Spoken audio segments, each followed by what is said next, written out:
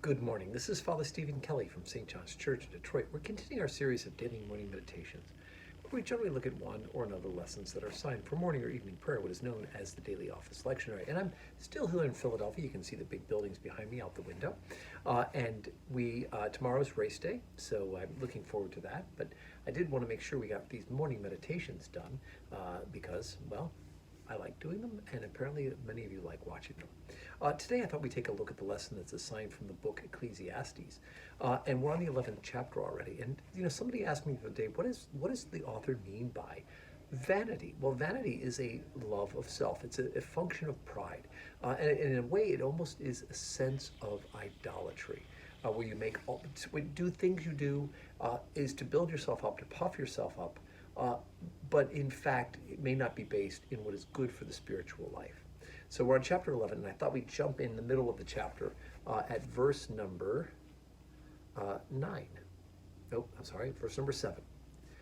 Truly the light is sweet, and a pleasant thing it is for the eyes to behold the sun. But if a man live many years and rejoice in them all, yet let him remember the days of darkness, for they shall all be many. And all that cometh is vanity. Rejoice, O young man, in thy youth, and let thy heart cheer thee in the days of thy youth, and walk in the ways of thine heart, and in the sight of thine eyes. But know thou that all these things God will bring thee unto judgment. Therefore remove sorrow from thy heart, and put away evil from thy flesh, for childhood and youth are vanity. Now, I think those are hard things to think about, that childhood and youth are vanity. But if you think about it, the author is in a way, he's right. When you're a child and when you're a young person, most of the world revolves around you. At least so it feels. The parents are doting upon you.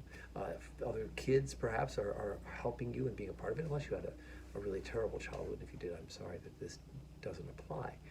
But in fact, most little kids are very much personally centered, and it only takes through the care of others around them to help to point them outwardly and to have a sense of empathy for others and to care for others.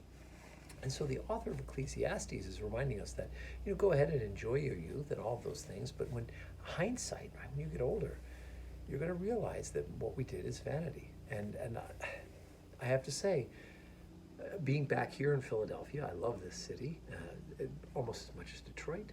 But I went here for college, and I lived here for a few years afterwards. And I think about some of the craziness here on the University of Pennsylvania's campus that I got involved in and the life that I was living. And you know what?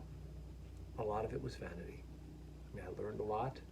I met a lot of great people, and I still have wonderful relationships with a lot of people from that time period.